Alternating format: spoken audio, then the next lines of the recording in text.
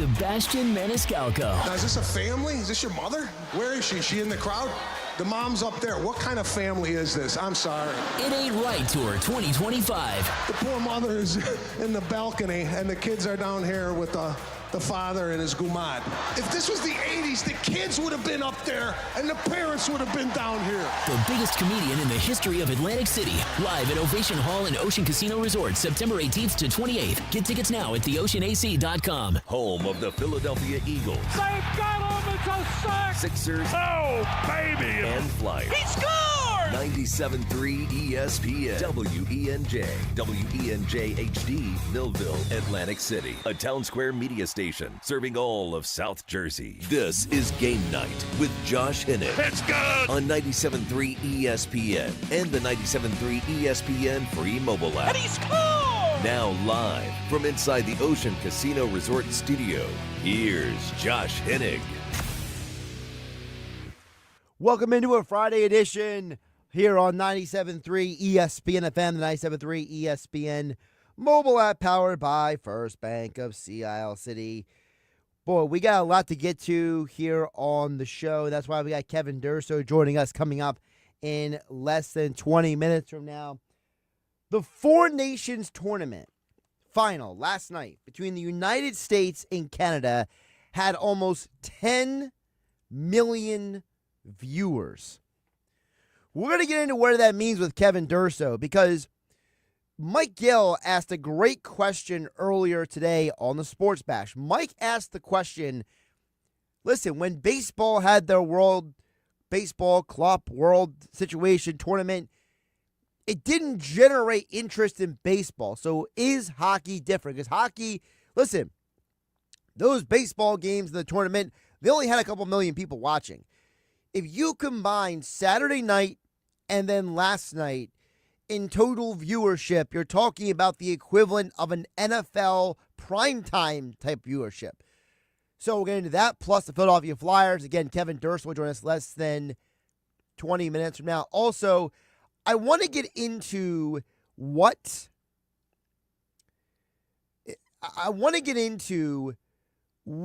A.J. Brown has been talking about, because each of these Flyers players, they keep doing these media tours, right?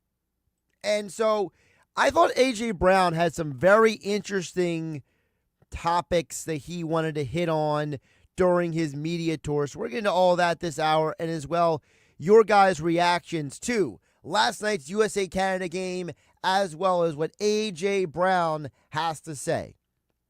609-403-0973.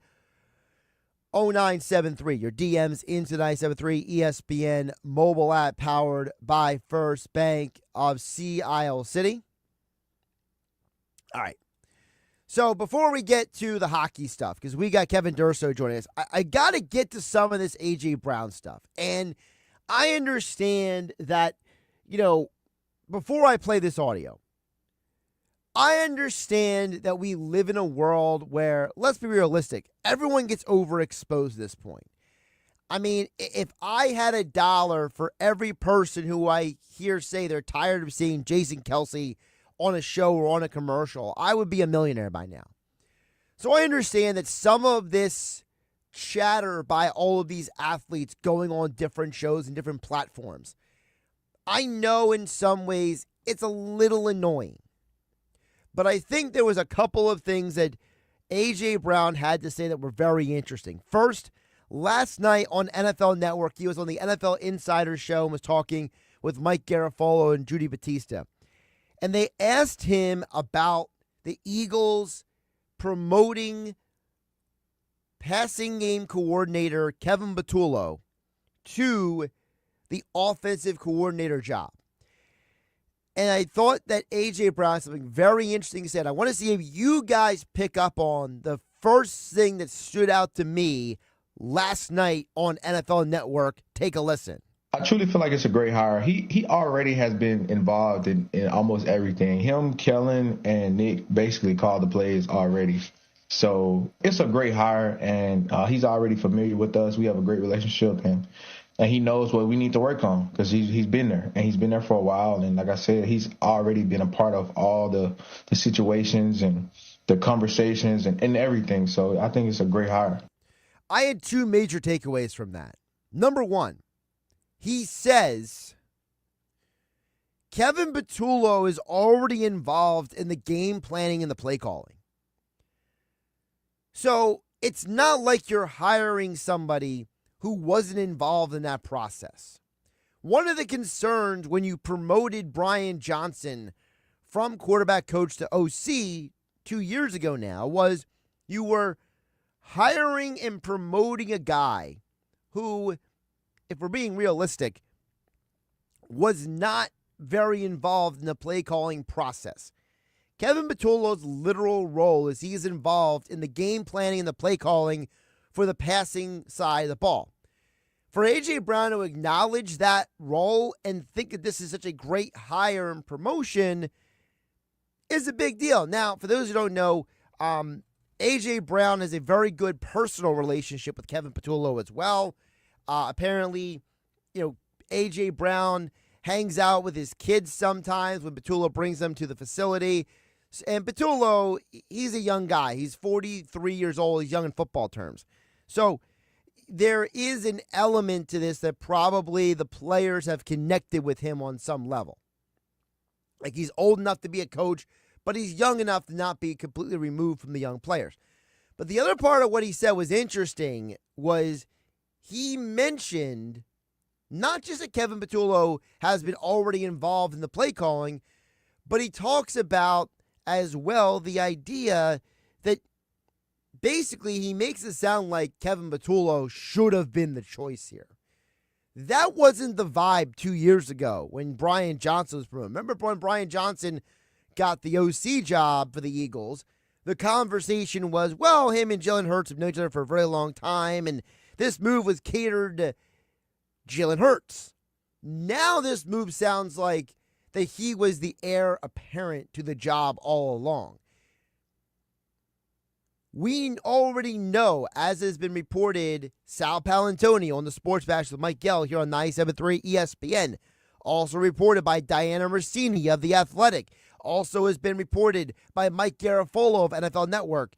Nick Sirianni does not hire his staff.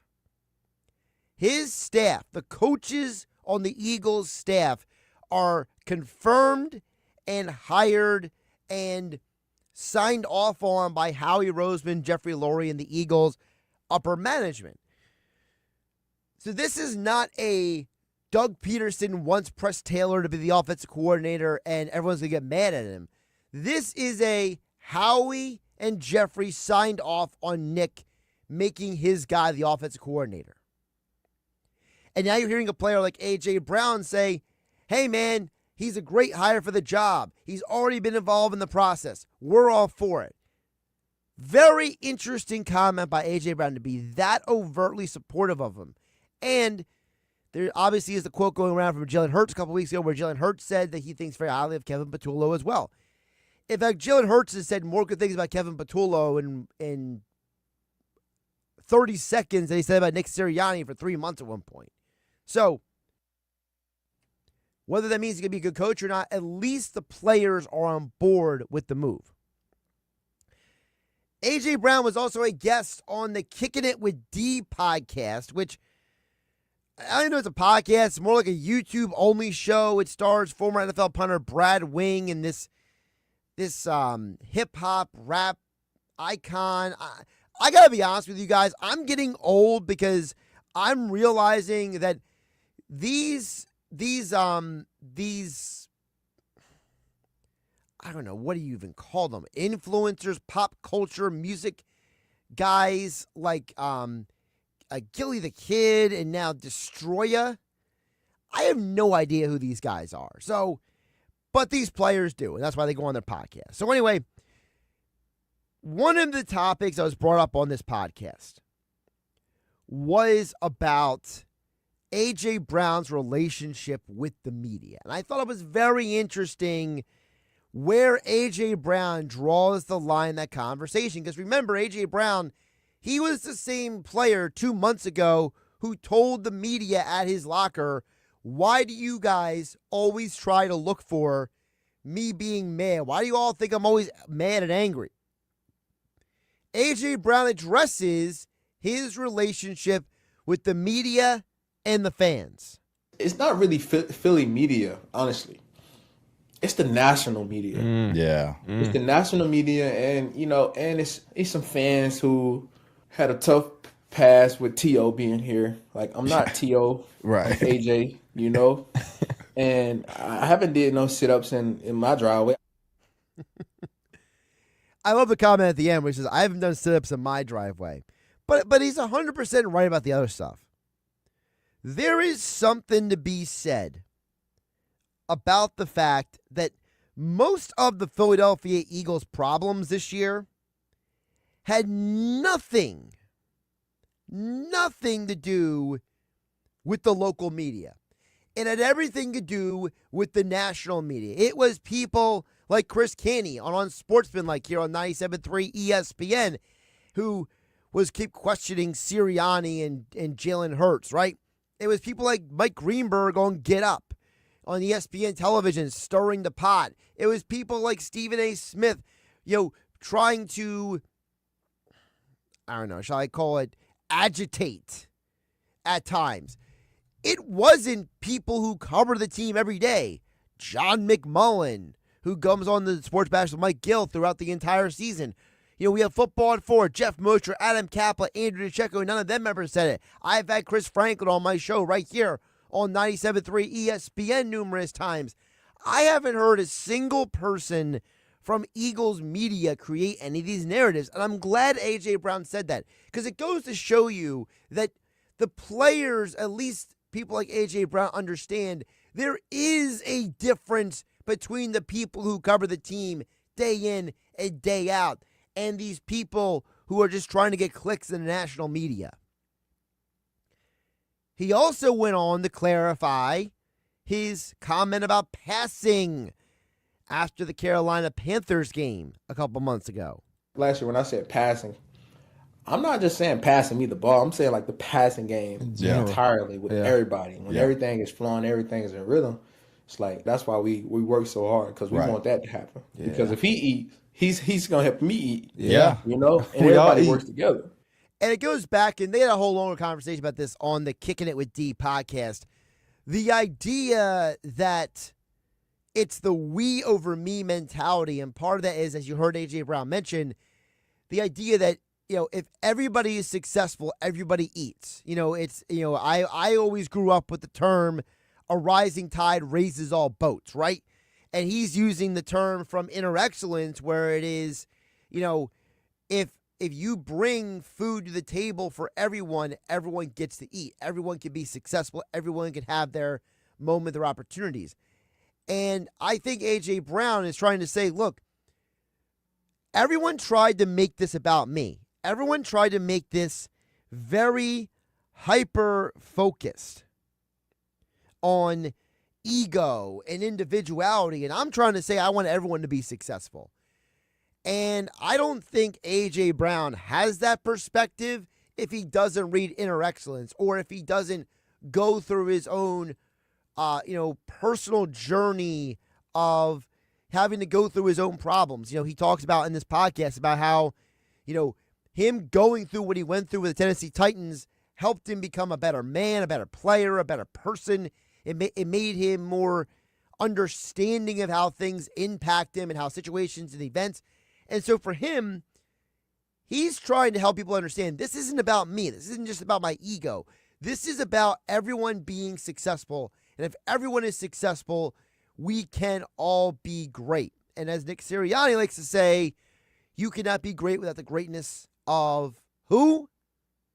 Others. So some very interesting thoughts from A.J. Brown on a couple different platforms and shows. You guys can react to those comments a little bit later in the hour. 609-403-0973. Your DMs into the 973 ESPN mobile app powered by First Bank of Sea Isle. And, of course, we are live on my YouTube channel at Josh Hennig. We're coming up next. We will talk with Kevin Durso, our Flyers insider from 97.3 ESPN.com.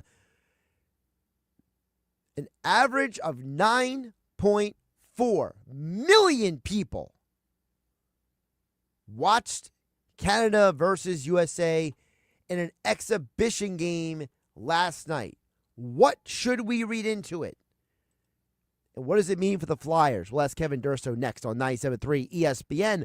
Josh Hennig hanging out with you here on a Friday night in the Ocean Casino Resort Studios of Atlantic City. Tonight on Compass Media Network's coverage of NCAA basketball, it's a pivotal top 15 showdown between Big Ten rivals as the 12th-ranked Michigan Wolverines host the 14th-ranked Michigan State Spartans. Hi, it's Greg Daniels. Join NBA champ Rick Mahorn and me for all the action as the Big Ten's winningest head coach Tom Izzo leads his 14th-ranked Spartans into battle against Dusty May and the 12th-ranked Wolverines. If it's NCAA basketball, it's right here. The college basketball season continues tonight on 97.3 ESPN. Coverage begins at 8 p.m.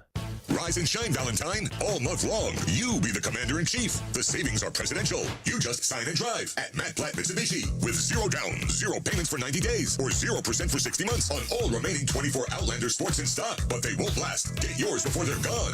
Brand new Outlander PHEV, 0 security deposits, and just $399 per month lease. Yep, just sign and drive it home. Maybe you're a first-time buyer, or you've been turned down for a loan. Matt Platt Mitsubishi wants to finance your future, not your past.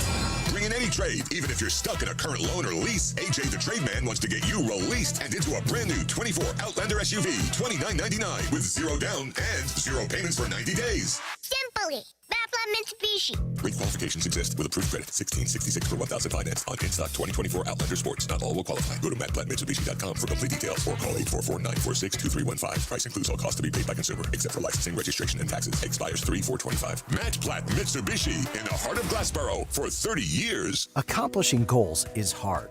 But when your goal is to learn a new language, Babbel makes it easy. Babbel is designed with you in mind.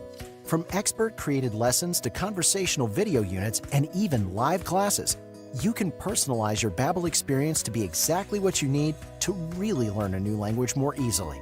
Go ahead, set a goal for yourself. Accomplish it with Babbel. Try Babbel for free. Go to BABBEL.com. That's Babbel.com. At NJM Insurance, we're like a symphony. It all starts by doing the right thing. Add in dedicated reps and put policyholders first. But no jingles or mascots because it's just not us. Insurance underwritten by NJM Insurance Company and its subsidiaries. This is the Town Square, New Jersey Info and Weather Network. Progressive Insurance presents the Sports Flash on 97.3 ESPN. Major League Baseball, the Phillies opening up their Grapefruit League schedule on Saturday. They'll take on the Detroit Tigers. Phillies coming off a 95-win season where they captured the NL East. NBA, the Sixers back on the hardwood Saturday, hosting the Brooklyn Nets and looking to snap a 6-game losing skid. Philadelphia started the second half of the season Thursday night, losing at home to Boston, 124-104. Paul George had 17 and Tyrese Maxey with 16. The Flyers back from their mid-season break Saturday. They'll take on the Edmonton Oilers. Philadelphia entered the break losing 5 of 6. Edmonton led by Leon Draisaitl, whose 40 goals leads the NHL. The league's four-nation face-off finals Thursday night in Boston. Canada defeating the United States 3-2 in overtime. Connor McDavid scoring the game winner. Progressive Insurance, bundle auto and home, renters or condo, and save with Progressive. I'm Tony Desiri, and that's your Sports Flash on 97.3 ESPN.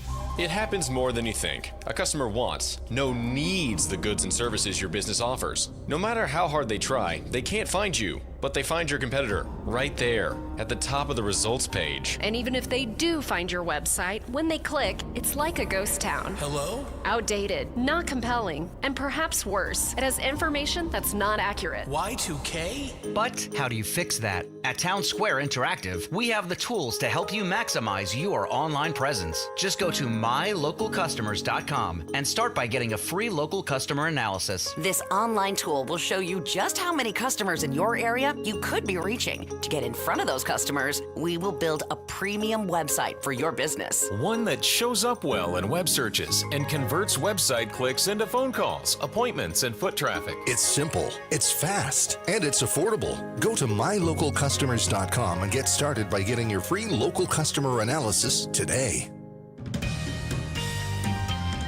From the Town Square, New Jersey Info and Weather Network, I'm Chief Meteorologist Dan Zarrow. Let's talk about what's not in this forecast. Extreme cold, ferocious winds, snow, and even rain. Our next storm system doesn't come along until the middle of next week as we enjoy a few days of sunshine and warming temperatures. Now, tonight will be cold. The wind calms down eventually. It'll be clear with a low at 21. Sunshine with late-day clouds tomorrow, high 41. Sun and clouds on Sunday, high 46. 51 Monday. Get weather 24/7 wherever you are. Download our free mobile app today. You have the choice, whether it's going out to dinner or ordering takeout at a local restaurant. Those choices help to put money back into your community. And Town Square Media South Jersey puts a spotlight on local restaurants. Go deep at Jester's Dive Bar in Rio Grande. Jester'sDiveBar.com. Pruventer Restaurant in Ventnor, a Latin American steakhouse with daily specials. Find them on Facebook. The Cheese Board is back in Central Square Linwood with Chef Justin reviving the classic flavors you love. Thank you for supporting these great local restaurants. This is Game Night with Josh Hennig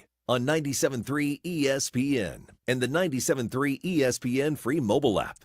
We'll check back at the text board a little bit later this hour, 609-403-0973. Also, your DMs into 97.3 ESPN mobile app powered by First Bank of Sea Isle. I see Stephen EHT chiming in, but right now, almost 10 million people watched a hockey exhibition game last night. What does it mean for hockey as the Flyers turn to action tomorrow? You can hear the game right here on 97.3 ESPN. So, well, I figured I'd call my favorite hockey guy, Kevin Durso, to join us, our Flyers insider from 97.3 ESPN.com. I know he was 100% glued in to all of these games. Kevin, welcome back. How you doing today? Doing well, Josh. How are you?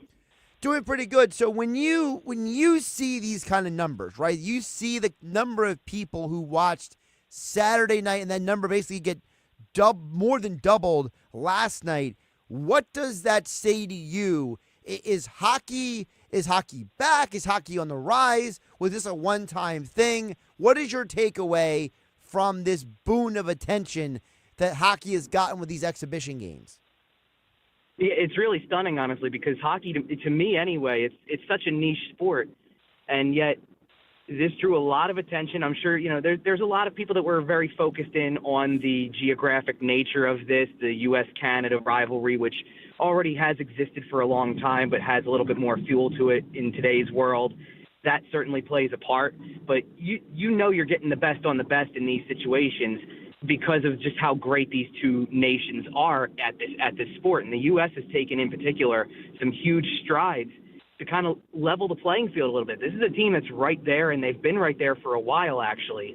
But, Canada getting that final edge when it came down to it, you can't lose track of the fact that Canada still has, and has for a while, honestly. If you can go back to the days of Wayne Gretzky at this point to go back and find that Canada's probably had the best player in the world for most of this run, whether it's Wayne Gretzky, Sidney Crosby, now with Connor McDavid.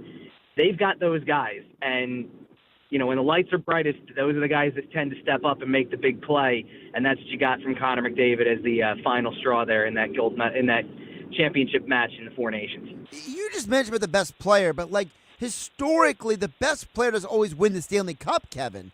So are we saying that in a international game, the individual has maybe a little bit more weight than in a National Hockey League playoff game? Because how many hockey playoff games have we seen? It's like, hey, Connor McDavid or Wayne Gretzky or whoever, if they don't have a good team around them, good luck in the postseason.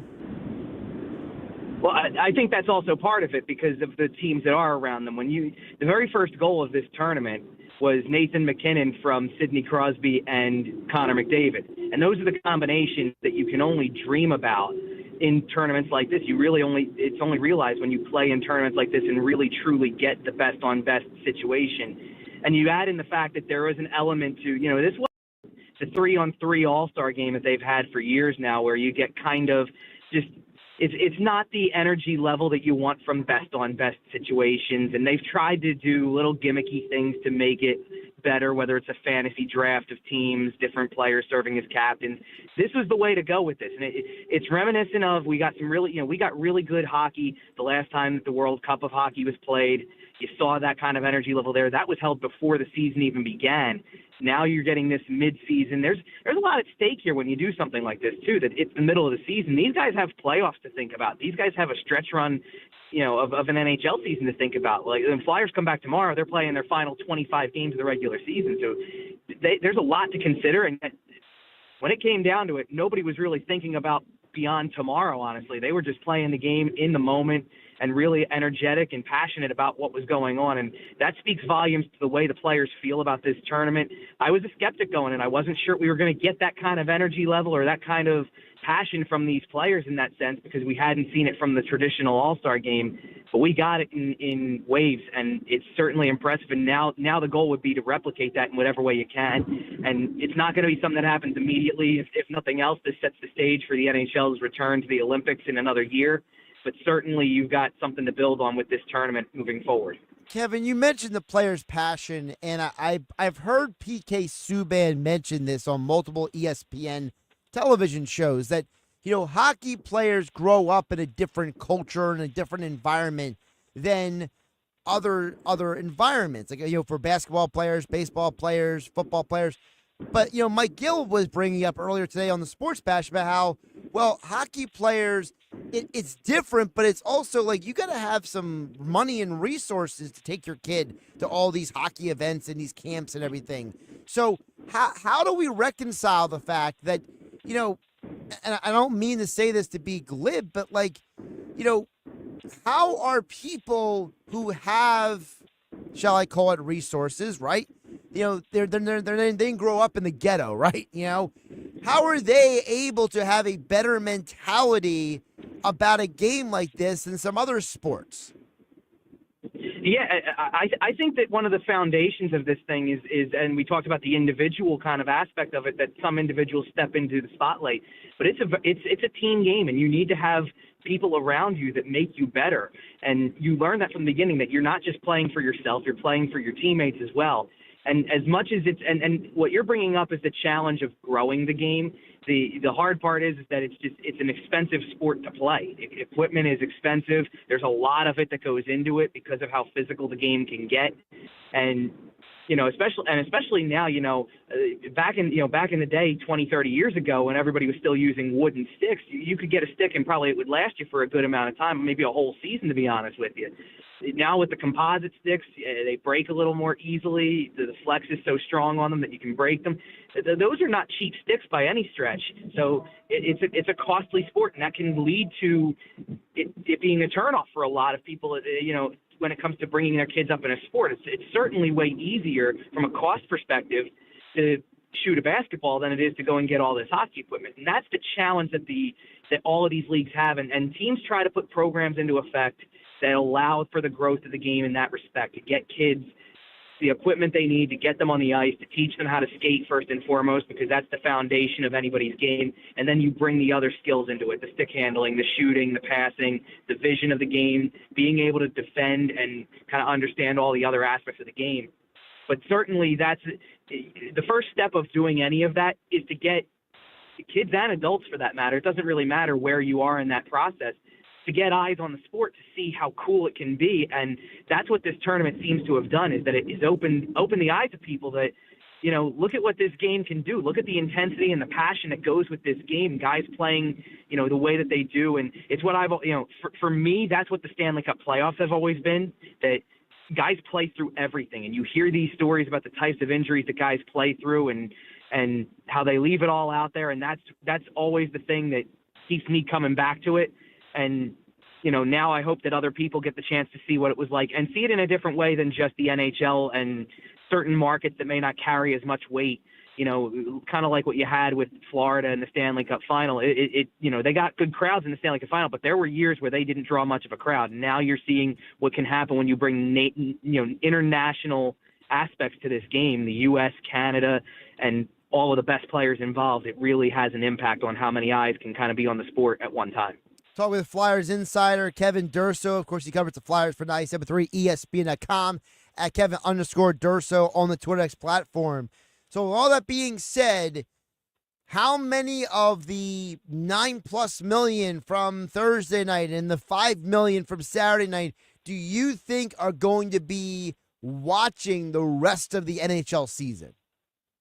Yeah, that's an interesting one. It's tough to say. There's definitely, again, it's the international aspect of it. So I think you drew some eyes just from the international aspect of it, having that pride of putting on the jersey that represents your country.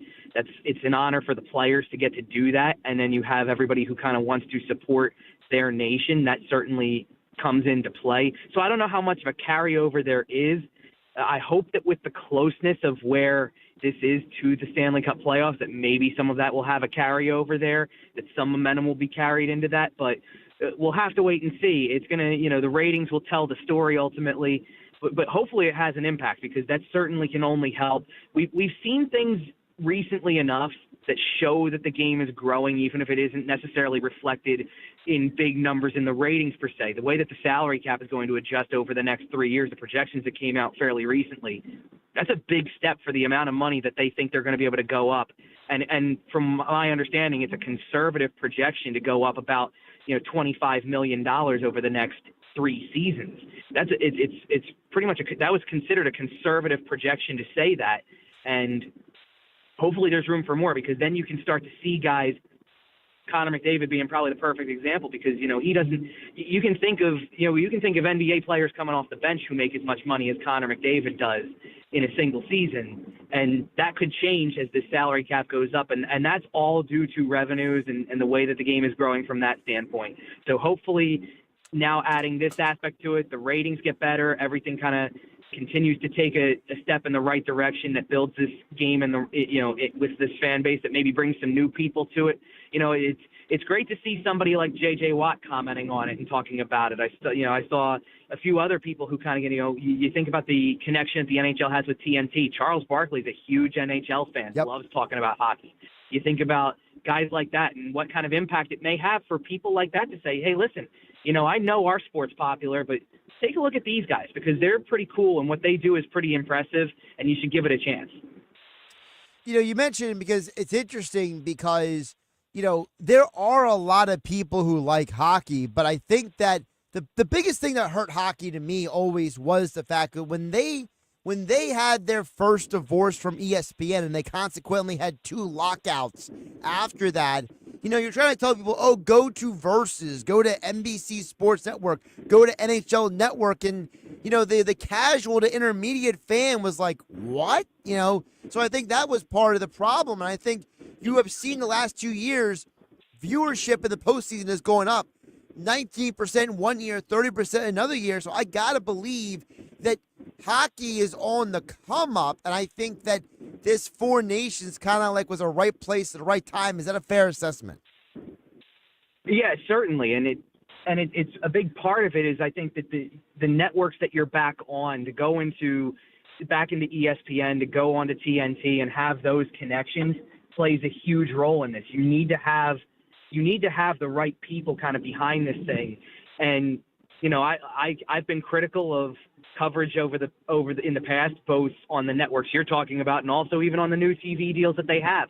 But it is helping. There are certain parts of that where you sit there and you go, there are analysts and there are broadcasters and there are people who help promote the game and discuss the game, and that I think are all really good at what they do and bring some sort of quality to it that matters in some capacity. That is a key part of it, to have that back.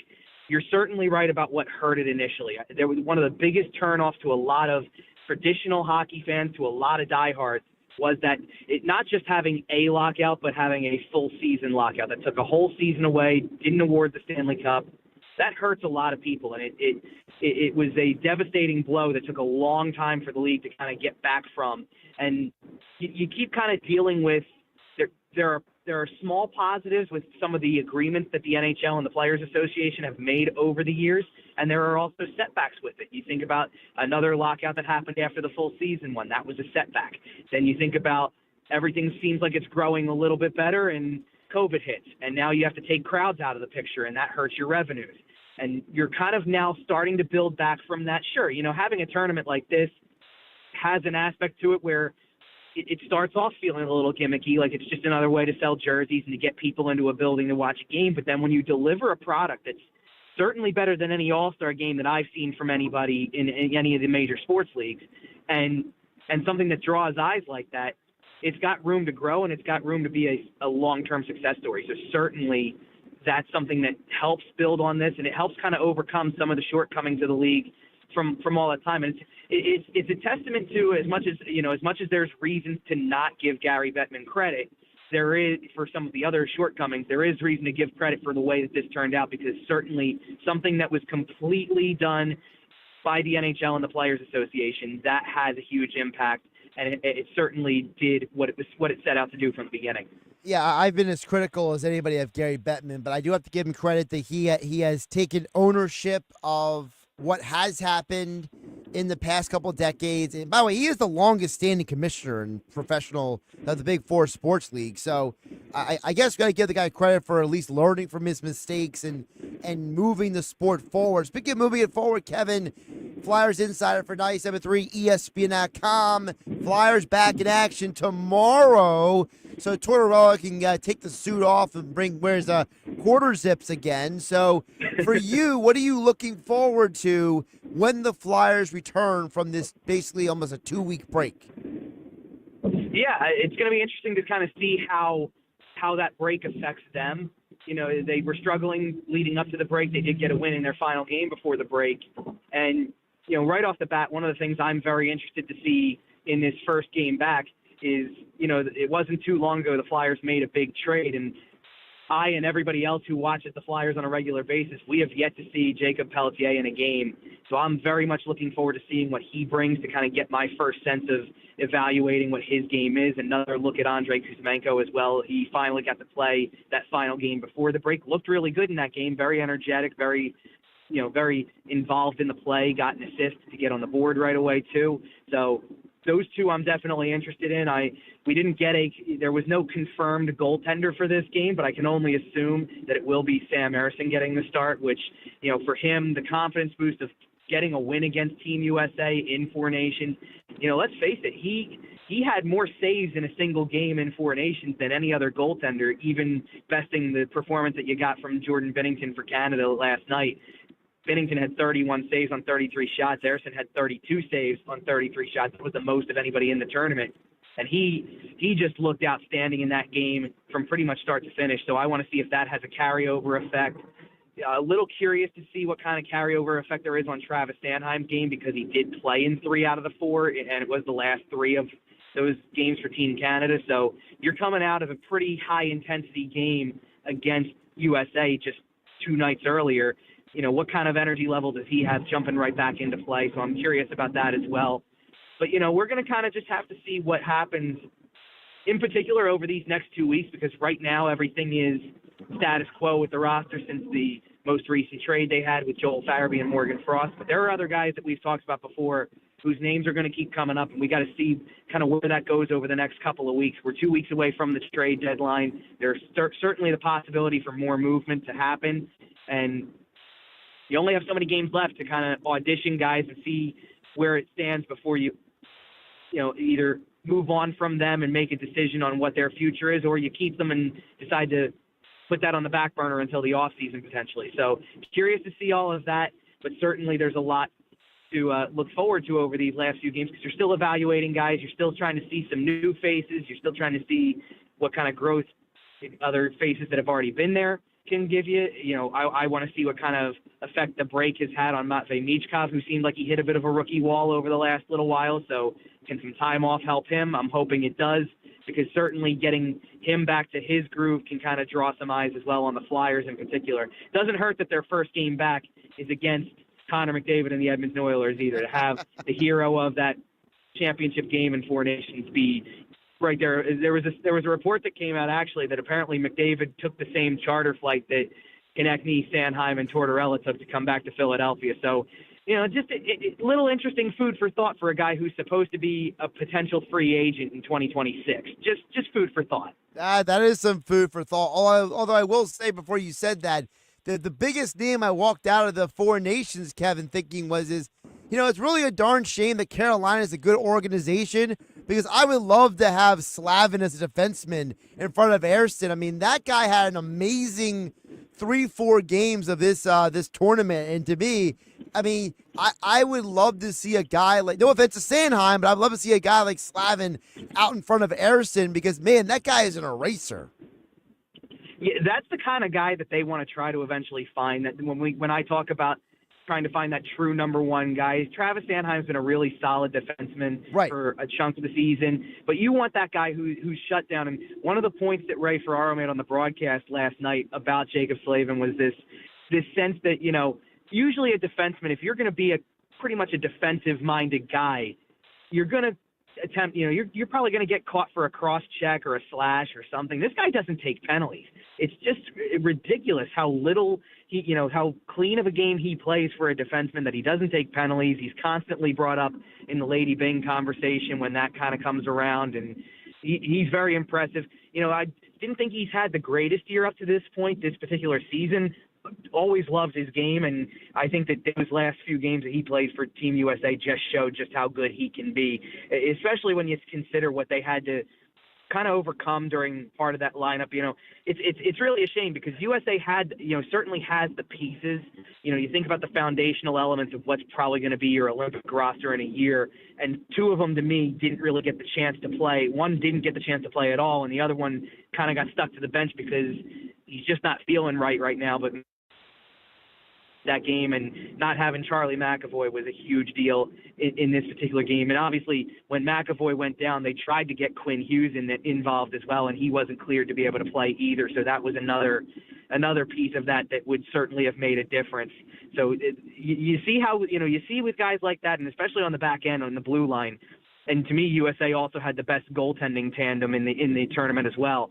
They've got the back end pieces to be as good as anybody in the game and as good as anybody in international competition. So it's definitely trending in the right direction for Team USA. Yeah, I made the comment to you on me. One of my texts to you was, I remember 30 years ago, two of the best goaltenders were both Canadians. I never thought I'd see the day where two of the top four goaltenders on the planet would be Americans, but here we are, Hallebuck and Ottinger. All right, I can work with that. For more Flyers NHL coverage, give him a follow on Twitter at Kevin_Durso. He is our Flyers insider reporter for 97.3 ESPN.com. And, of course, he'll be back in the house tomorrow when the Flyers are back in action. And, of course, tune in to Billy Schweib in the locker room tomorrow while Kevin Durso will have a live report from the Wells Fargo Center. Kevin, appreciate you jumping on tonight. Safe travels, and we'll talk again soon. Sounds good. Thanks, Josh. Appreciate it. Josh Hennig here live in the Ocean Casino Resort Studios here on 97.3 ESPN.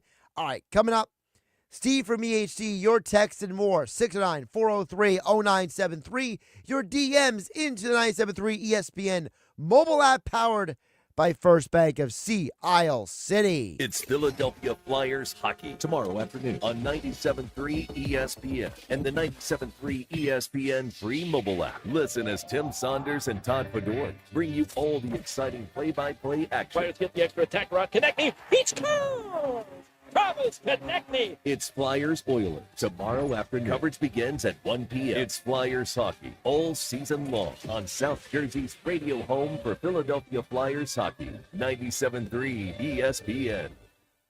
Same game parlays and slot games for days. Double the fun with the Bally Bet app. Let's play. You can bet on football, basketball, baseball, or play blackjack, roulette, even baccarat, y'all. It's double the fun, 2 apps in one. Download it today, but only if you're 21. The Bally Bet Sportsbook and Casino app. You can win real money on your phone. No cap. Be 21 plus, New Jersey only. Gambling problem? Call 1-800-GAMBLER. Ballybet Sportsbook and Casino. Download it. $5,000. That's the average amount of money people in the U.S. are now spending on gas in a year. $5,000. That's crazy. If you drive, you have to download Upside, the free app that gives you cash back every time you get gas. That's right. You can earn real cash back with Upside just by buying the gas you're already buying. You can literally start earning cash back today. I use Upside every time I fill up, and I've already made around $200-$300. You're putting gas in your car anyway. Why not get real cash back? If you like free money, download Upside. I'm saving the cash I earn from using Upside to help pay for a vacation later this year. Download the free Upside app now to earn cash back every time you buy gas. Use promo code EARN to get an extra 25 cents per gallon on your first tank. You can cash out anytime right to your bank, PayPal, or a gift card for Amazon and other brands. Just download the free Upside app and use promo code EARN for a 25 25 cents per gallon bonus on your first tank. That's code EARN for a 25 cents per gallon bonus. ZipRecruiter is the place. ZipRecruiter is the place for talented teachers, savvy software developers, and master mixologists. ZipRecruiter is the place where you meet all these people and more. That's because ZipRecruiter is the place for job seekers who are looking for new opportunities. In fact, ZipRecruiter helps 10 million people with their job search every day, so you can find the right candidates right away. It's no wonder that ZipRecruiter is the place for skilled skydiving instructors, accomplished airbrush artists, and proficient pediatricians. But if you're not using ZipRecruiter to hire, you're missing out. ZipRecruiter is the place that's so confident it can make your hiring easier that it lets you try it for free at ZipRecruiter.com/free. So if you want the right candidates for all your roles, ZipRecruiter is the place to go. Try it for free at ZipRecruiter.com/free. That's ZipRecruiter.com/free. Never miss out on great candidates with ZipRecruiter. Okay, I have to tell you, I was just looking on eBay where I go for all kinds of things I love, and there it was. That hologram trading card. One of the rarest, the last one I needed for my set. Shiny like the designer handbag of my dreams. One of a kind. eBay had it, and now everyone's asking, ooh, where'd you get your windshield wipers? eBay has all the parts that fit my car. No more annoying. Just beautiful. Whatever you love, find it on eBay. eBay. Things people love. Drivers who switch and save with Progressive could save hundreds. With that kind of money, you would go big time and switch to the expensive shampoo with amino acids. Sure, you don't know what those are or why you need them, but it sounds very impressive. And if you switch and save hundreds, you can massage it into your scalp every day. Now, if only you can get people to lean toward your head to smell those aminos. Switch to Progressive and you could save big time. For shampoo, Progressive Casualty Insurance Company and affiliates, not available in all states. Potential savings will vary. Winter is here. Are you prepared? Don't get left in the dark. Kelvy Electric, a certified Generac dealer, has you covered. From installation to maintenance, they're your go-to experts for Generac generators, ensuring your home stays powered through any storm. A Generac home standby generator will automatically restore power to your home during an outage, so your life goes on uninterrupted. Put your trust in Kelvy Electric, the premier electrical contractor, serving South Jersey for over 110 years. Visit KelvyElectric.com today and stay ahead of any storm. Now, more Game Night with Josh Hennig on 97.3 ESPN and on the 97.3 ESPN free mobile app, powered by First Bank of Sea Isle City. We'll get to the text board in just a moment at 609-403-0973. I see Jeff from Ocean City chiming in as well as Stephen EHT. So, by the way, if everyone can go to my Twitter, X at Josh Hennig. We retweeted it as well. We'll retweet it later, 973ESPN.com, but 973 ESPN Twitter as well, I should say, not .com. So Mike Gill made a comment earlier today, and he basically said that suits are overrated. I don't think he literally meant that. I think that was more of like a tongue-in-cheek thing, but basically Mike kind of like made like a side comment that he's never seen me wear a suit. So how can I have a comment about a suit? And him not. And listen, in this job, right, in sports talk radio, there's not a lot of opportunities for you to wear anything that fancy, that formal. So I put it up on my Twitter account, and I tagged 97.3 ESPN on it. And it's pretty early on the voting, so I'm not going to read too much into it, right? But I asked, should I wear a suit next week? Should I come to a job where only 3 people see me, if not 2 people see me every day? No one really sees me at this job, unless you're watching on my YouTube channel at Josh Hennig, or if you're someone who works with me at the radio station. And I've learned the hard way that half the people I work with at this job don't even listen to this show at all, which is kind of a slap in the face. Another conversation for another day.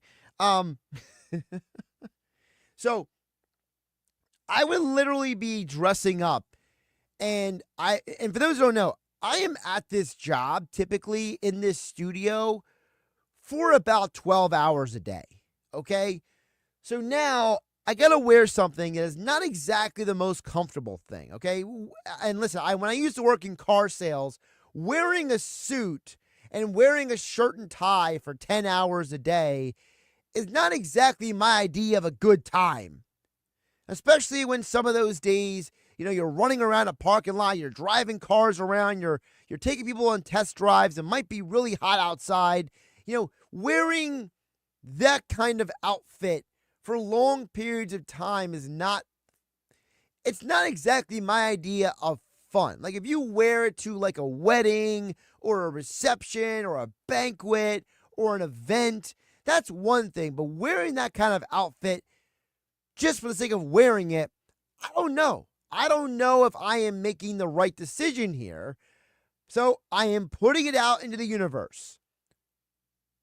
Should I suck it up and wear the suit and tie for a day just so Mike Gill can actually see that I have one? You can vote on my Twitter account at Josh Hennig. All right? Now, Kevin Durso, he's all for this. Pete G is all for this. I haven't overtly heard anyone say they're not for it.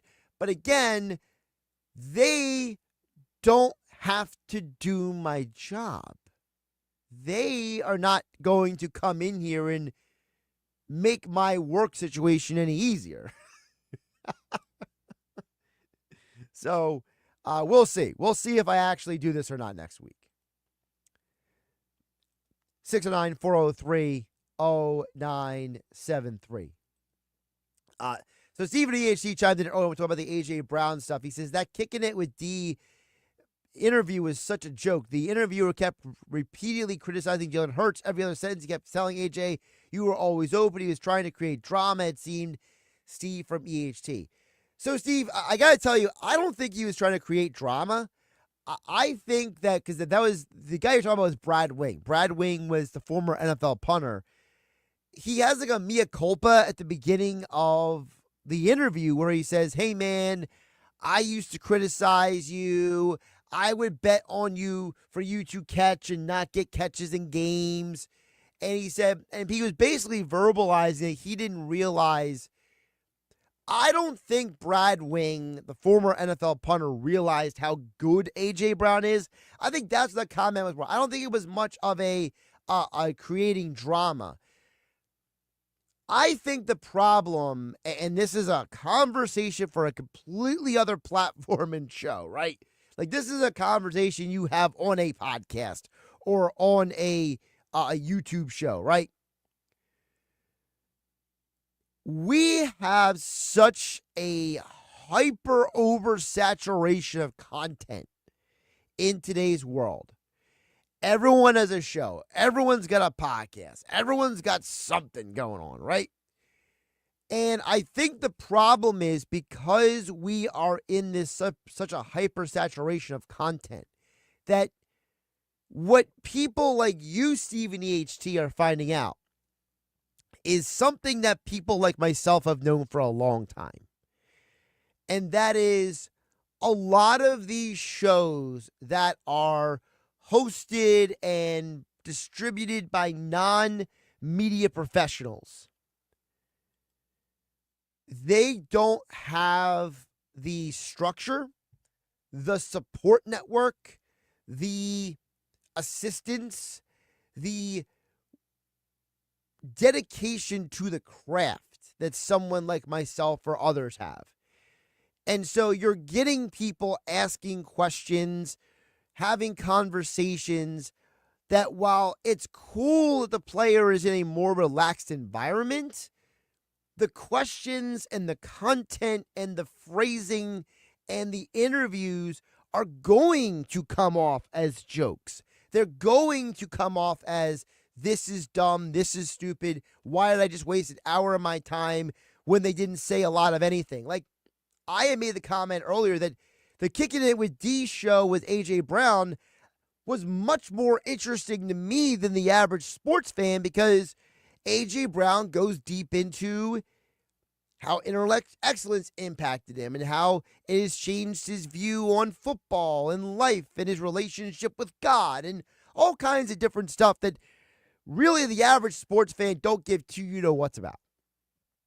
And I think the problem is that when you have these interviewers who have no idea about following up on a question, active listening, all of the different concepts that someone like me got drilled into my head for the last 20 years, right? When I started as a newspaper writer, and now I've been working in radio for 15, 18 years. And, someone like myself and others who have formal media training, and we've had people sit down with us and critique us and give us feedback, and, whether we always like to hear the feedback or not. These shows like Kicking It with D aren't giving you that type of refinement when it comes to the interview. And so what happens is that you're going to have, Stephen EHT, a feeling of, wow, this interview was a joke. They keep repeatedly criticizing people and saying the same thing again and again. And it's because we have a society that has said you are more valuable if you're popular than if you're good at your job. We have people literally getting fired from jobs in media who are good at their job, and people who keep jobs who frankly are there for either nepotism or some other reason. And so, and again, this is not something I want to get into heavily, but I did want to address it because Stephen EHT, I appreciate you texting in and I appreciate you listening to us on 97.3 ESPN. And I know, Stephen EHT, you and I have had some back and forth about different topics, but I totally feel you on this. This is not something that you and I intensely disagree about. This is something I think is a larger problem in the world we live in, where there is such an obsession over people wanting to be heard and having a platform that there is no refinement of the craft anymore. And so as a result, yes, you have a guy like Brad Wing on this podcast, or the other guy, D, who they just say a lot of the same stuff again and again. They don't really have anything.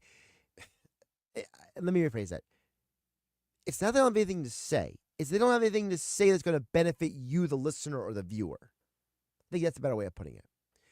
Jeff from Ocean City chimes in and says, I don't own a suit, but do you have a play on Manhattan plus 3.5 at Iona coming up at the top of the hour? Both teams will be a boardwalk call for March Madness. Yeah, my pick is I have no idea if Iona's any good or not.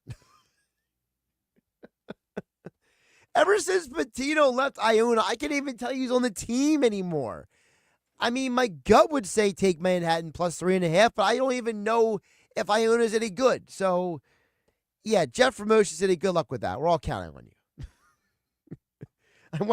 I want a full report on my desk tomorrow.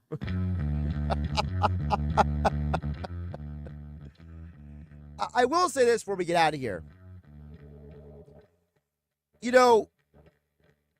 The sports media world is at a very interesting crossroads because we're seeing networks like ESPN tell sports like baseball, we are de-investing in you, but we are going to invest in, as Kevin Durso said, a more niche sport like hockey. And I think that you, the fan, are really going to have voting power with your dollars over the next decade. Because if you're not going to the games and you're not buying the streaming platforms and you're not paying into the larger pot, sports have a lot of tough decisions to make in the coming years. Have a great weekend, everybody.